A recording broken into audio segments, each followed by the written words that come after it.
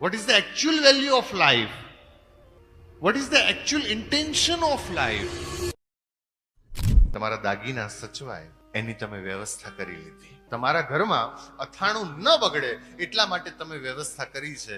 તમારા ઘરમાં સમારેલું શાક ન બગડી જાય ને એના માટે તમે ફ્રીજ રાખો છો. દૂધ ન બગડી જાય ફ્રીજમાં મૂકી દો એની વ્યવસ્થા છે. ગાડી હોય, બાઇક હોય, એની સર્વિસ કરાવતા રહો, એ બગડે નહીં. સમયાંતરે ઓઇલ ચેન્જ કરતા રહો, એ બગડે નહીં. એનું તમે ધ્યાન રાખો છો. ક્યારેક પોતાની જાતને પૂછવું પડે કે આ બધું ન બગડે એની વ્યવસ્થા છે, પણ મારું જીવન ન બગડે એની શું વ્યવસ્થા કરી? આજનો સમાજ કેવળ ને કેવળ ભૌતિકતામાં છે.